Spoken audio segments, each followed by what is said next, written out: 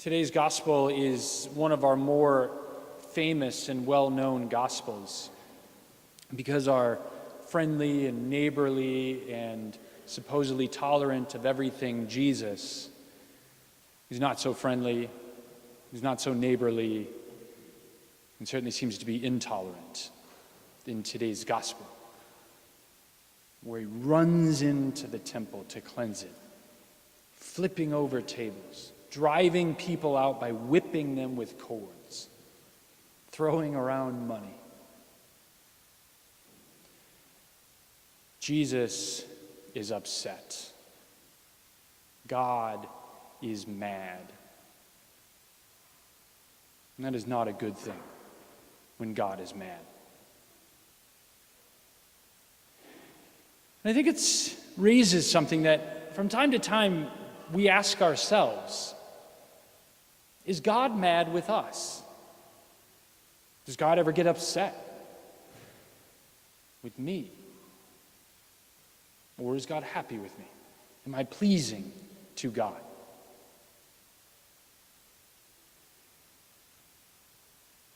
And it would seem that, God is not mad with us, because he doesn't display the things toward us that he has displayed in Scripture, or done the things toward us what he has done in Scripture when he is mad, when he is furious.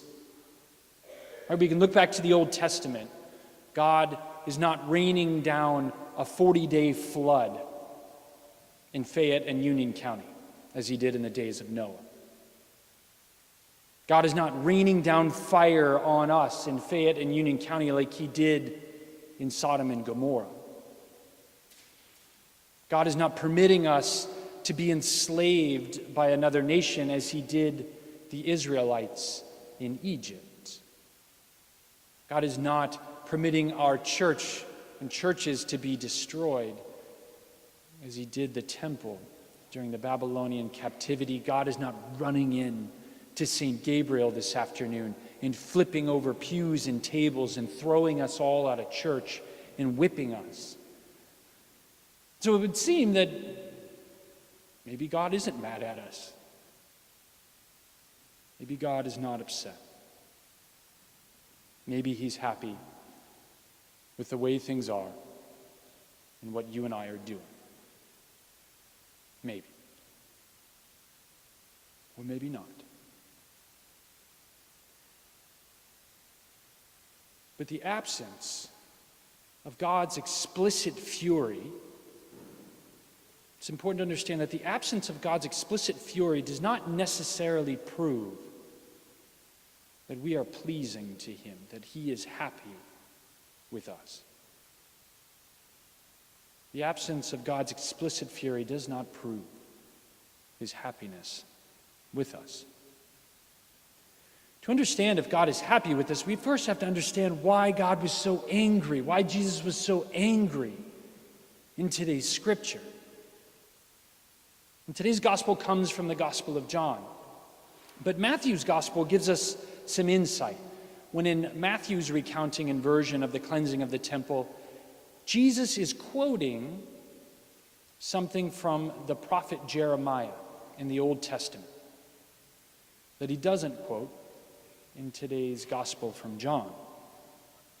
When Jesus arrived in the temple in Matthew's gospel, he said, "It is written, 'My house shall be a house of prayer,' but you are making it into a den of thieves." You are making it into a den of thieves. And the den of thieves part comes from the 7th chapter of Jeremiah. When we look at those passages together from the 7th chapter of Jeremiah, here's what we hear. And Jesus is quoting this, or trying to get them to remember what is said here. In Jeremiah, God is speaking through him, saying, God says to the people, Do you think you can steal and murder, commit adultery and perjury, sacrifice to Baal, follow other gods that you do not know, and then come and stand in my presence in this house, which bears my name, and say, we are safe? we can commit all these abominations again? Has this house which bears my name become in your eyes a den of thieves?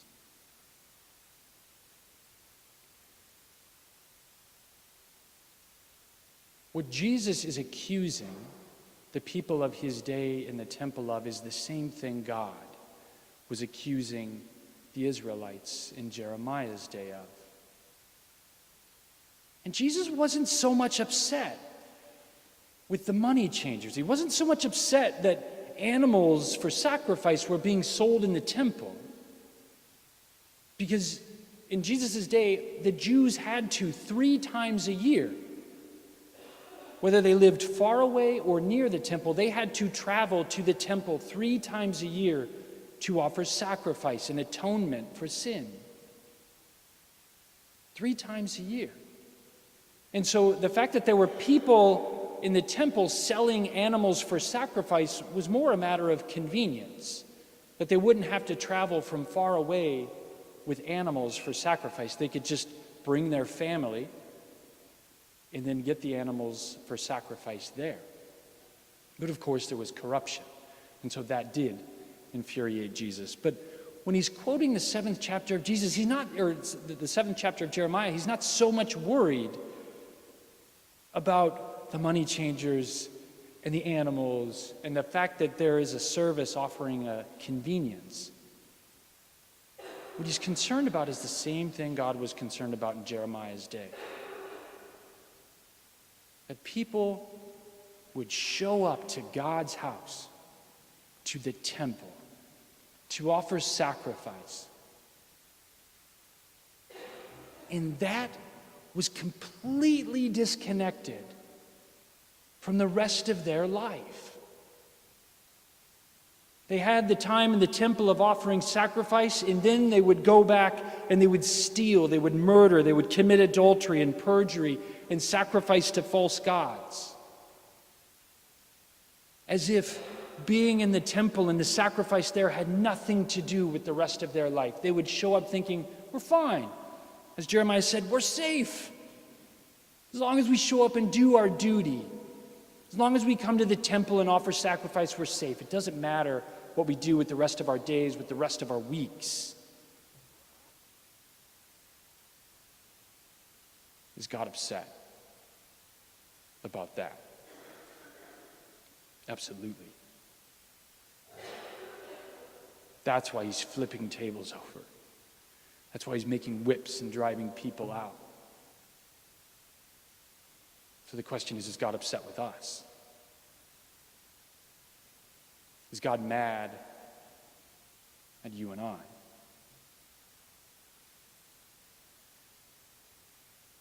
Guys, our weeks begin right here. The rest of our week begins right here. This isn't 1 hour that we give to God and offer sacrifice and then say we're safe. We can do whatever we want the rest of the week. The rest of our week begins here. The rest of our week is very connected with what goes on here. At least it should be. Does this moment, does this time, does this Mass permeate our parenting and grandparenting the rest of the week? Does this time affect how we engage with our spouses and affect our marriage at all? Does this time affect what every young person here should be asking? Does it impact what every young person here should be asking, which is, what is God calling me to do with my life? Does this affect that? Does this moment permeate our conversation and social lives? Does this time impact how I'm going to spend what little free time we have this week? Does it affect that? Does it mean that I'm going to pursue God in prayer on Monday because of what happened today? Does it mean that I'm going to pursue God and His truth and studying my faith on Tuesday because of what happened today? Is this going to impact us during the week and make us selfish or selfless when it comes to our time and possessions and our money and how we sacrifice and give of ourselves? Does this moment, does this Mass, does this sacrifice, this Sunday, this moment of divine encounter, does it open us up or close us off to creating similar moments with those whom we might encounter throughout the rest of the week who have fallen away from a life of faith? Does it open us up or close us off to creating those similar and divine moments for those? Does this time together impact every thought, my first thought of every day and my last thought of every day and every thought in between? Does this time impact Monday? Does it permeate Tuesday? Does it bleed through into Wednesday? Does it affect Thursday? Does it impact Friday and Saturday and every day until we come back here?